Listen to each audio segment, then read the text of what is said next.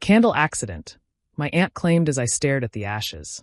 But the fire marshal found accelerant patterns and security footage of her entering my studio with gas cans. When they searched her storage unit, she had buyers lined up for forgeries using Mom's signature. The storage unit was filled with them. Dozens of paintings in my mother's distinctive style, each bearing her forged signature. Some were copies of her destroyed originals. Others were new pieces my Aunt Patricia had commissioned from underground artists. The buyers list read like a who's who of international collectors, each willing to pay $50,000 to $200,000 for an undiscovered Elena Marsfield original. My name is Vera, and I'm standing in what used to be my art studio, watching forensic investigators document the systematic destruction of my mother's legacy and the twisted scheme my aunt orchestrated to profit from it. Mom died 2 years ago from pancreatic cancer. She was Elena Marsfield, a renowned abstract expressionist whose paintings hung in museums worldwide. But her most personal works, the ones she painted during her final years while battling illness, she left to me. 43 canvases that chronicled her journey through pain, acceptance, and transcendence. They weren't just paintings. They were her final words to the world, and she trusted me to preserve them. I'd converted the barn on my property into a climate-controlled studio to house them. It was supposed to be a sanctuary where I could catalog Mom's works, prepare them for the retrospective the MoMA was planning, and feel close to her when grief overwhelmed me. The fire started at 3 a.m. on a Tuesday. I woke to the smoke alarms shrieking and orange light dancing on my bedroom walls.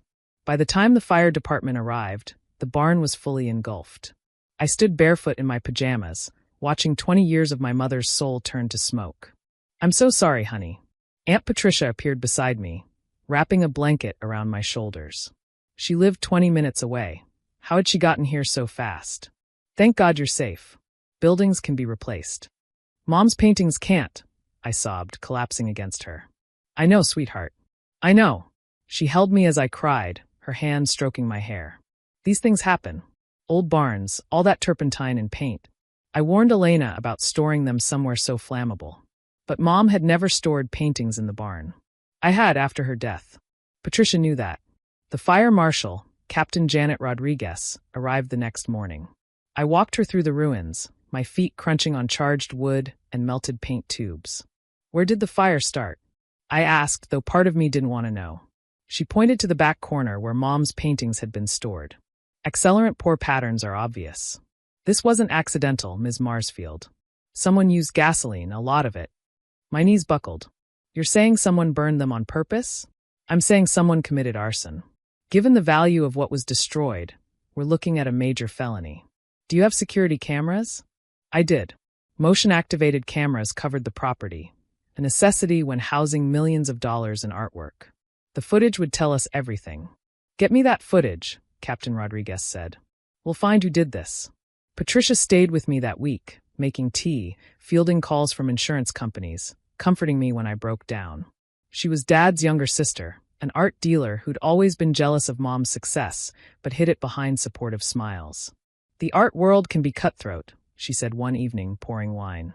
"Maybe one of Elena's competitors wanted to increase the value of their own works by destroying hers." "That's sick," I said. "That's business." She swirled her wine. With those paintings gone, Elena's remaining works just tripled in value. Supply and demand. Something in her tone made me look up. She wasn't meeting my eyes. The security footage arrived corrupted. The files damaged by what the tech expert called an unfortunate system glitch. But Patricia had made a mistake. She didn't know about the backup camera, the one Mom had installed in the oak tree overlooking the barn. Mom never trusted technology to work when needed, so she always had redundancies. I didn't tell anyone about the backup. Instead, I retrieved it myself and watched it alone in my locked bedroom. There she was, Patricia, at 2:47 a.m., carrying 2 gas cans. She moved with purpose, not like someone sneaking, but someone completing a task. She disappeared into the barn, emerged empty-handed, went back to her car for more cans. 4 trips total. On the last trip, she stood in the doorway for a long moment, then tossed something inside. A match. She didn't run. She walked calmly to her car, drove away without lights. Calculated. Cold. I threw up, then called Detective Morrison, whom Captain Rodriguez had assigned to the arson case. "I need you to see something," I said. "And bring backup." They arrested Patricia at her gallery the next afternoon. She was in the middle of a sale, charming a collector with stories about representing my mother's estate. When she saw the officers, her face went through a series of micro-expressions: surprise, calculation, resignation. "Vera?" She looked past the officers to where I stood. "What's happening? What have you done?" "What have I done?" My voice cracked. "You burned my mother's paintings. You destroyed her legacy." "I don't know what you're talking about." But her hands were shaking. Detective Morrison stepped forward. "Patricia Marsfield, you're under arrest for arson, destruction of property, and insurance fraud. You have the right to remain silent." "This is insane." Patricia turned to her assistant. "Call my lawyer. This is a misunderstanding." But the investigation that followed revealed it was anything but. The search of Patricia's gallery and storage units uncovered a conspiracy that made me sick. She'd been planning this for months, maybe longer. There were emails to forgers in China, detailed photographs of Mom's paintings taken during her illness when Patricia would help me care for her. Insurance documents where Patricia had tried to get herself listed as beneficiary for the painting's coverage. Most damning were the forged paintings themselves. 37 canvases in various stages of completion, each mimicking Mom's style with eerie precision. The forgers had worked from Patricia's photos, studying brushwork, color mixing, even the way Mom signed her name. She was going to destroy the originals and sell forgeries, Detective Morrison explained.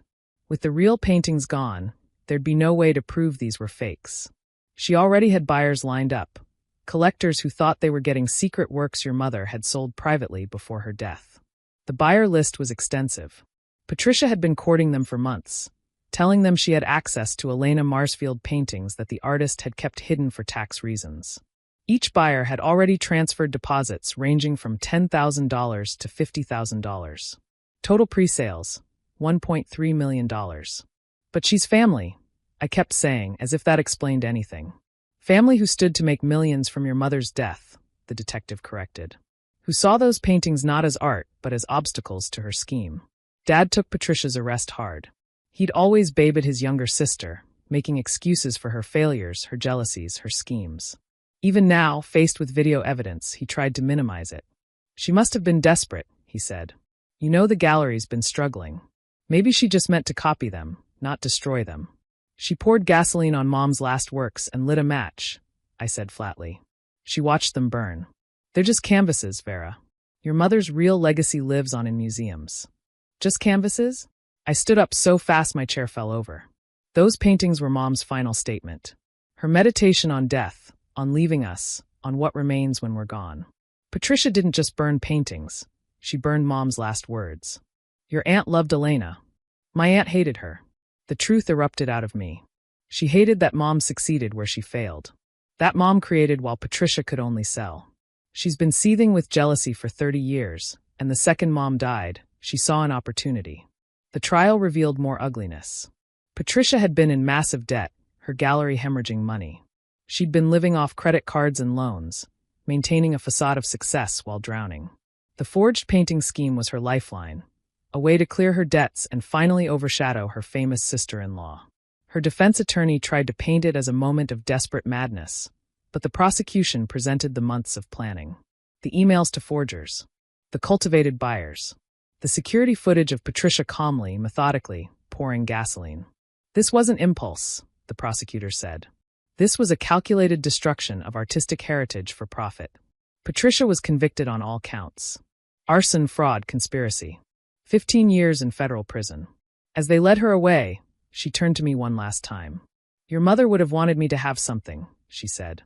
"I supported her for years, introduced her to galleries, and she left me nothing. I deserved those paintings." "You deserved to watch her create them," I replied. "That was the gift. You just never understood that. The paintings were gone forever. No insurance money could replace Mom's final works, her last conversation with the world. But the story became part of her legacy too. A cautionary tale about how greed can corrupt family, how jealousy can fester into destruction. I rebuilt the studio with the insurance money, not for Mom's paintings, but for my own work. I'd stopped painting when she got sick, too focused on preserving her legacy to create my own. Now, in the space where her work was destroyed, I began again. My new series is about loss, not just of art or objects, but of trust. About the smoke that still sometimes fills my dreams. about the aunt who held me while I cried over the very destruction she'd caused. Critics say my work is darker than my mother's, less transcendent, more grounded in betrayal than beauty. They're right. Mom painted her way toward light even as cancer consumed her. I paint from the ashes of what was burned, trying to find meaning in destruction. Patricia writes me letters from prison, pages of justification and blame. I don't read them anymore. Instead, I paint. Each canvas is a response to her destruction, a rebuilding from ashes. Mom's paintings are gone, but the need to create, that survived the fire. In the end, Patricia revealed a truth she never intended. Art isn't the canvas or the paint or even the finished work. It's the impulse to create in the face of destruction, to build beauty from ashes, to speak when others would silence you. She burned my mother's last words. But in doing so, she gave me my first ones. From the ashes of my mother's art, my own voice emerged. That's a legacy Patricia could never steal, forge, or burn. That's the inheritance that matters, not the paintings destroyed, but the need to create more. The studio smells like paint now instead of smoke. And every day, I add another canvas to the world, another voice in the conversation my mother started and Patricia tried to end. The fire she set is still burning. It just creates now instead of destroys.